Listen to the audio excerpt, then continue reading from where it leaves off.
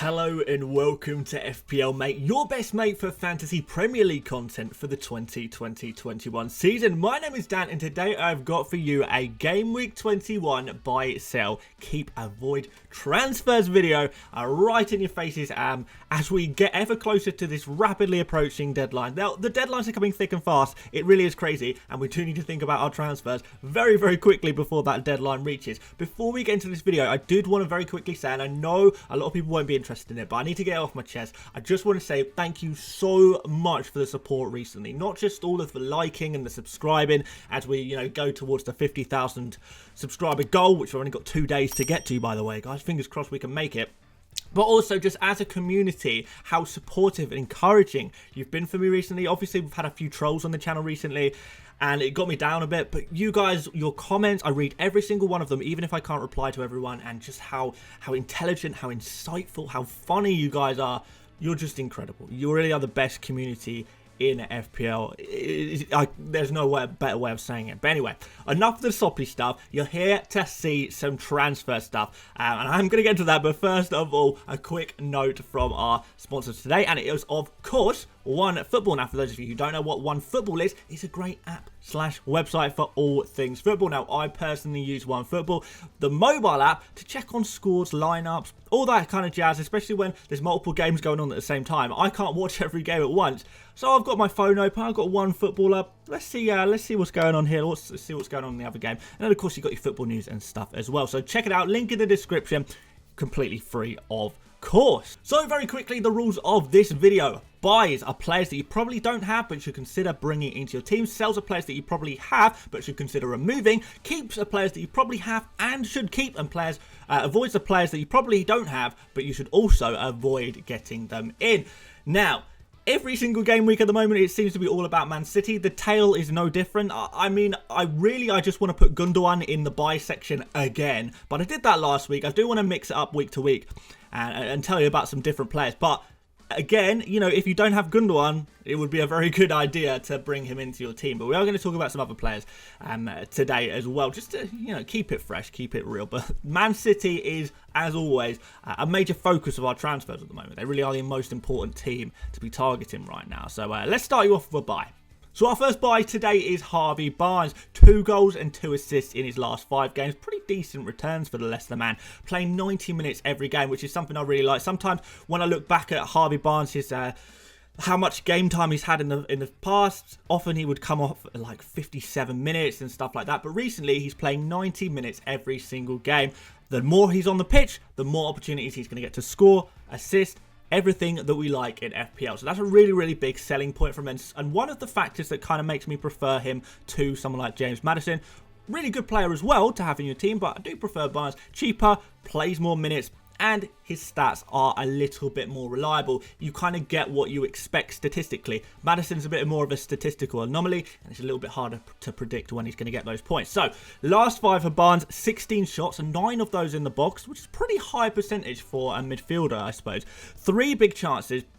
2.01 expected goals. He actually got 2 goals as well, so he's hitting that target, his expected target, which is nice to see. 9 key passes, but an expected assist of 0.74. So with 2 assists, he is actually overperforming his expected assist.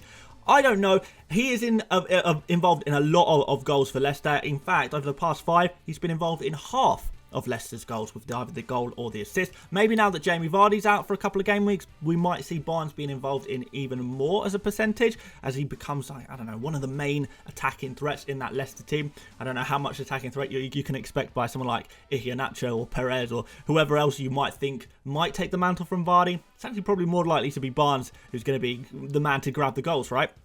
Anyway, fixtures look pretty good. Leeds up next, which is always nice when you wanting to score goals. Fulham, who have been keeping some clean sheets and keeping the scorelines low, but their defensive stats are not looking too hot. I have to tell the truth. They're not looking too good at the moment. Wolves, again, they've kind of done a 180. They were kind of the team that always won like 1-0 or drew 0-0. But now they're the team who's getting some pretty big scorelines in those Wolves games. So I do think, well, other than the 0-0 against Chelsea, of course, but there are goals to be had against Wolves as well. Liverpool, I don't even want to touch Liverpool right now. I don't know where to start with them. And then they've got Villa.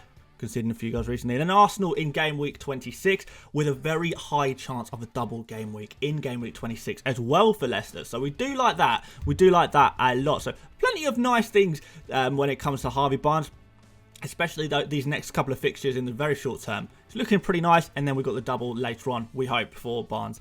My second buy is Ollie Watkins. Now, in my opinion, and I know this is an opinion-based thing, but also, I mean, I have looked at the stats. I have tried to crunch the numbers, if you like. But Ollie Watkins, in my opinion, is the best cheap forward to have right now. You know, when you're talking about Wilson, Antonio, Bamford, I don't know if you wanted to throw Che Adams into the mix, maybe even Dominic Calvert-Lewin, who I know a lot of people are considering for this game against Newcastle, which is, I understand. Long term, I don't know for sure if that's the best option, because I do prefer Ollie Watkins. Best sort of fixtures that he's got in the future, which I quite like, and he's kind of just got the best recent forms in terms of stats. So in his last 5 games, he's had 12 shots, 10 of those in the box, 5 big chances, which is really, really nice. We like a player who's being fed and getting big chances, and I think these big chances are coming Ollie Watkins' way. You know, you've got Grealish there, you've got Barkley in behind him, we've got this Traore guy who has just kind of come out of nowhere to just become this insane player. I'm really, really impressed by him recently. So he is going to be providing a little bit of creativity for Ollie Watkins. And Ollie Watkins has got such a difficult name to say. All Wally Watkins, shouldn't call him Wally really. All he's got to do is sit up front and tap these goals in. He's got all this creativity around him. If he can keep finishing well, then that's pretty good, right? So anyway, 2.77 expected goals, which is, you know, with all this creativity around him, it is high as you would expect. That's a pretty high expected goals for 5 games. He's only scored 2 goals with 2.77 expected goals. So it's kind of like, yeah, maybe he could be finishing a little bit better, but you know, it's better to have him underperforming than overperforming in many ways, because it's a sign that there are goals to come.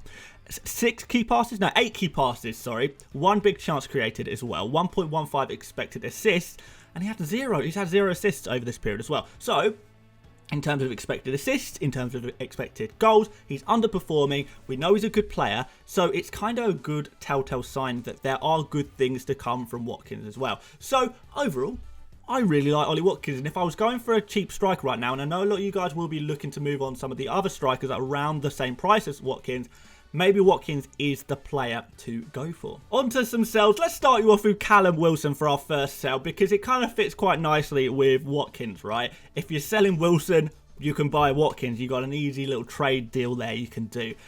So he's kind of on the complete opposite end of the spectrum in terms of these cheaper forwards. Callum Wilson is. Last 5, it's looking pretty miserable. In his last 5 games, he's only had 4 shots.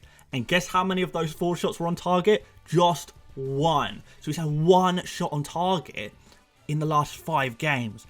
That's really poor for a forward, particularly a forward at this kind of price. This is really kind of not what we want at all. Anyway, 1 big chance, which I guess is okay, but you know, this is Newcastle. They don't really have much creativity in their team. Okay, maybe Sam Maximan's coming back. That could be nice. But you look at this Newcastle team and you kind of worry a lot of where their goals are going to come from, where their creativity is going to come from. They set up so defensively, put as many defenders and defensive midfielders on the pitch as they possibly can. Who is going to be feeding someone like Callum Wilson? There's not really an answer there, is there? So anyway, some of the creative stats for Wilson: 2 key passes, 1 big chance created, 0.6 expected assists. And he has got 1 assist, to be fair. He hasn't got any goals, only 0.56 expected goals. No goals there. He did get an assist during this period. It's just kind of, it's not really what we like. And I just think Newcastle are a dangerous team to be involved in right now. They're kind of one of the main whipping boys. Then West Brom, maybe you put up there as well. Really teams that are kind of not looking good for FPL right now, and indeed in real life as well. So Wilson is his sell for me. So the next sell is Andy Robertson. I thought I might as well talk about Andy Robertson because I've not spoken about this kind of thing in a while. I know a lot of you guys are still in on Andy Robertson. I didn't really quite realise that until I saw a few teams floating around Twitter. A few of you guys have sent me your teams, and I've sort of tried to help you out with them. And I've seen, oh, Andy Robertson is popping up in quite a few teams here. I wonder if a lot of people still have him. And I kind of feel like he's a player that you shouldn't have. But it does kind of depend on your situation, on how urgent it is to sell Robertson. He might not be a priority transfer. But if you sell Robertson, and this is the crux, you will free up funds. If you sell Robertson, you can bring in a player for around like 5 million or something, maybe even less. That is just as good as Robertson, if not better, but you freed up over 2 million of funds. And this is kind of the idea. So, for example, if you're planning to bench boost in Game Week 26, that means you need to strengthen your bench. How are you going to fund the strengthening of your bench? Well, you've got to sell players like Robertson who eat up a lot of funds, but don't actually pay you back for the money invested. Now, if you're not worried about money right now, you're not worried about upgrading any players, anything like that, you may as well keep Robertson. There's no harm. If you're not going to be spending the money anyway, there's no harm. But if the money is something you do need, if you do want to be upgrading some of your players, whether it's for the bench boost or whether, you know, maybe you've got some cheap defenders, you want to upgrade them to a Man City defender or whatever, Robertson is a really, really good way of freeing up money. Now, let's just go over his stats real quick. 3 shots in his last 5 games. So, you know, it's okay for a defender, but it's not 7.4 million, okay? 1 shot on target, 0.25 expected goals. Of course, he hasn't had any goals. 11 key passes, 2 big chances created. That's pretty decent, to be fair. And he has had 1.25 expected assists and no actual assists. And if Liverpool were a bit more clinical right now, he probably would have had an assist or 2 by now over the past 5 game weeks. Like, I don't dispute that at all. But it's good, but it's not 7.4 million good. You know, when you look at players like Sofao, they have just the same amount of creativity and clean sheet potential as someone like Robertson, and he's a lot cheaper. I was looking at the expected points for players, and in terms of expected points, you have players like Bogle at Sheffield United, Dawson at West Ham as genuinely better options for 3 million cheaper.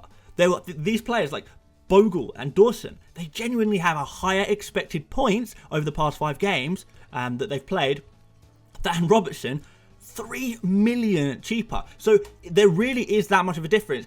When you go for like a cheaper player, there's barely any difference. So why spend all that money on Robertson? Why not take the money out and invest it in other areas of your team? That's what I would be doing anyway, particularly as I look forward to this bench boost in Game Week 26.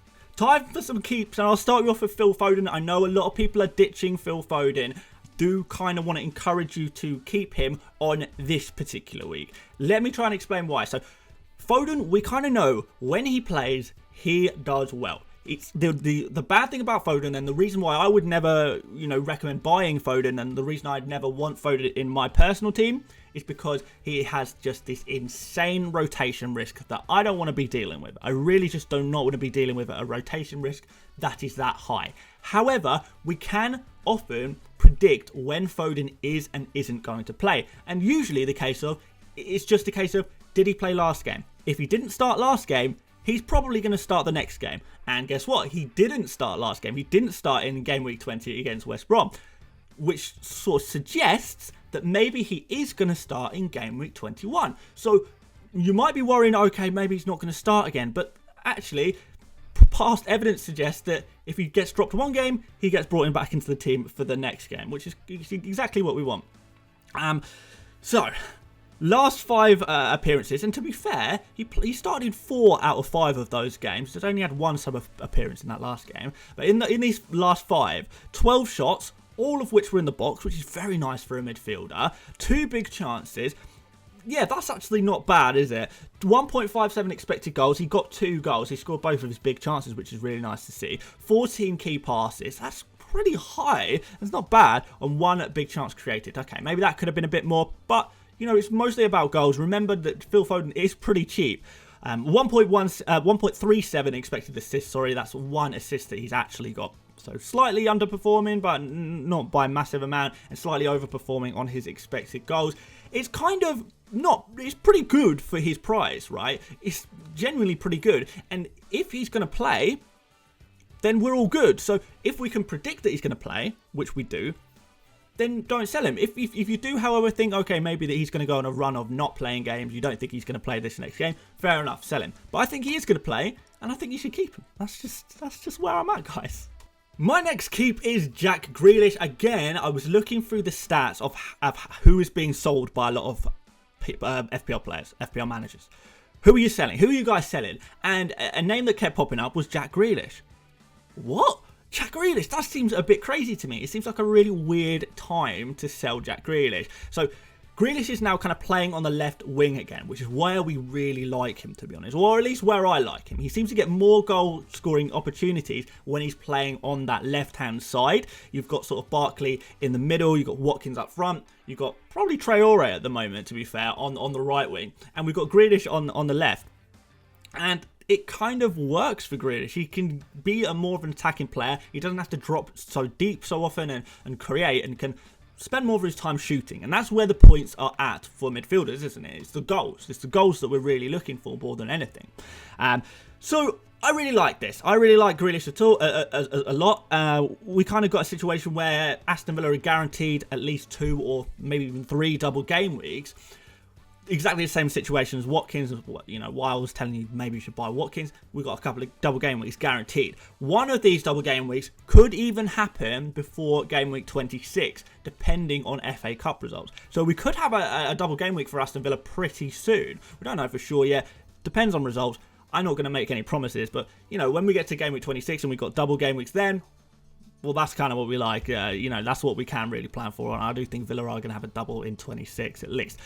Decent fixtures in general for Villa. Southampton, who they've got next, kind of off form. They're conceding more than they have all season, to be fair. Southampton are really kind of conceding a few goals and conceding more chances than they had done before. West Ham, they just conceded 3 to Burnley, which is wild. Arsenal, after that, who knows? Brighton, after that, they're kind of at their weakest defensively right now, you'd probably say. Then after that, there's just a really insanely good run of fixtures. They've kind of got all the whipping boys. I think they play something like, you know, Leeds and Sheffield United and Fulham and Newcastle all in a row of like 5 games. And they've just got this insane run that comes sort of after game week 26, which is really, really, really nice. So, you know, when you're thinking about potential long-term picks, Grealish could be kind of a player that you just want to hold on to for a decent amount of time and just not worry about him.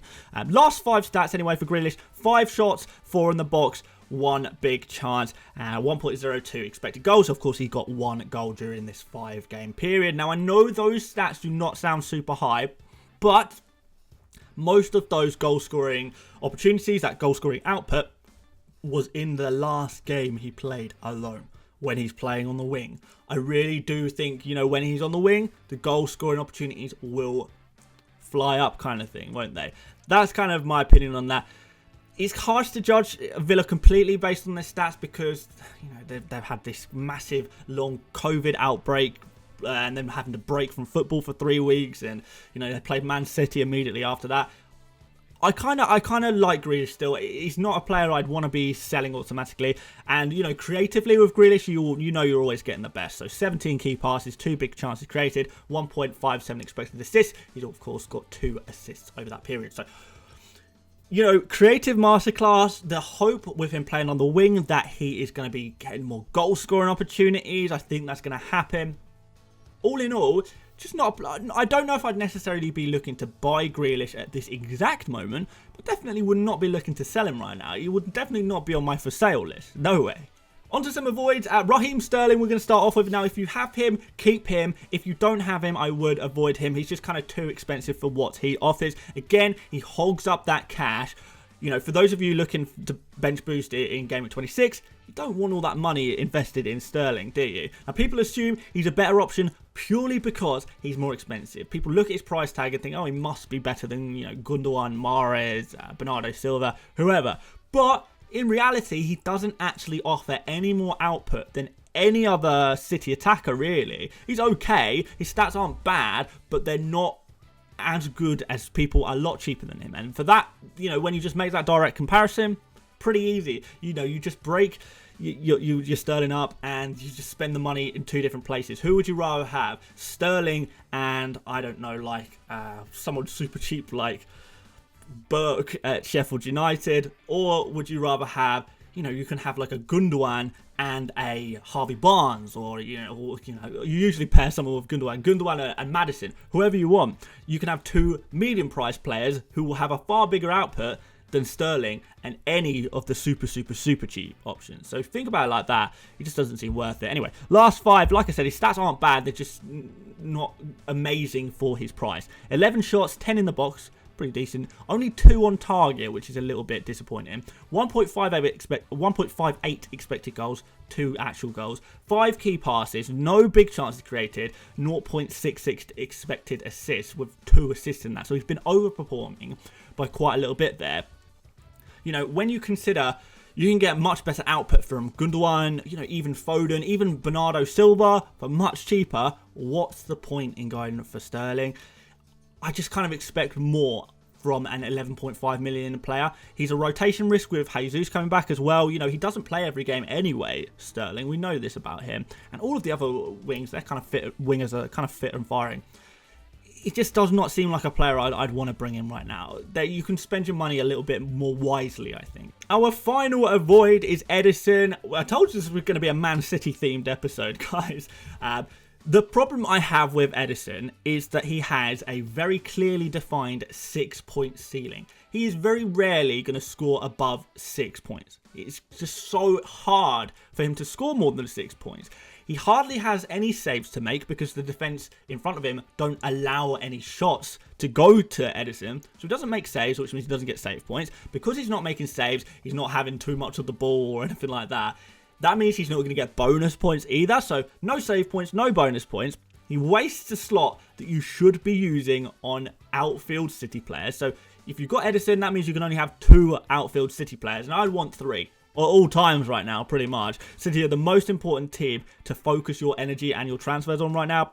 And also, and this is something that people, you know, some people forget, Ederson is more expensive than a lot of these outfield players that have much higher ceilings. So, you know, Ederson's more expensive than Gundogan. If you want to talk about defenders, we can say Ederson's more expensive than Diaz, Cancelo, Stones. Ederson is more expensive with a lower ceiling. You know, I don't know. I just don't like it at all. I'd rather even have Zinchenko than Ederson. You know, he's been playing a few games recently. Now, I know the reason why people buy Ederson, and that's because he's guaranteed to start every week. I would tend to agree with you there, yeah. In terms of rotation risks, Ederson is kind of the least rotation risk of any player at Man City. That's a good thing, I guess. But is it really worth it when Ederson can only ever get 6 points a week? Even if, you know, Ederson plays 5 out of 5 games and I've got, you know, I could choose Ederson or I can choose Cancelo, who maybe only plays 4 games out of those 5.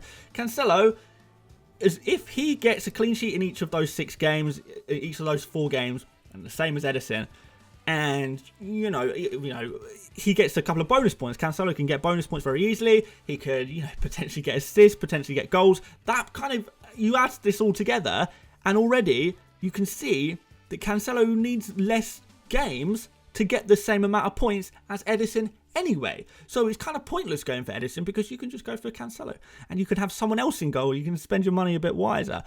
You know, this is Cancelo at a cheaper price than Ederson, remember, as well. So I just don't think it's worth it. Ederson's just kind of a really, really poor shout for an FPL goalkeeper. I just would not go near him, to be honest. But anyway, quick review of what I've said today. You know, once again, going on Man City players by all means, but choose wisely who you're going to be going on for. I know I've not written down Gundogan in this game week because I spoke about him last game week, but still, he's still one of the main buys. There are some other buys we can go for. We kind of target some fixtures a little bit with Barnes. We've got Watkins sort of as a long-term option. And, you know, there are a couple of players there you probably would want to keep. But it's an important time for transfers because we have got double game weeks coming up. Don't be afraid to hold transfers if you don't want to use them. As long as you've got 3 Man City players and, you know, you can have nothing else in your entire team, you're probably good to go. Don't worry about holding transfers. I think it's kind of a time where you will be very pleased if you get to a point where you've got 2 transfers in the bank, particularly if you're planning on using chips as these double game weeks roll around. And there will be a couple of bonus double game weeks that you won't even see coming, just announced out of the blue. They're going to happen pretty soon, guys. So, you know, hold your transfers if you can, but there we go. Thank you so much for watching. Sorry, this was a little bit of a longer one. I think it was anyway. It feels like I've been recording for ages, but I do love doing this, don't I? I really do. If you did like this video, please do give it a big thumbs up. If you're new around here, please consider subscribing. We are so close. I think we need like 170 subscribers to reach our 50k goal. We've only got a day and a half now to do it, so Oh, fingers crossed. Hopefully you can help me out, guys. I really would appreciate that. But yes, thank you so much for watching. Check out links in the description, all that jazz. You know all about it. And I'll see you tomorrow for a team selection video. See you later, mates. Bye-bye.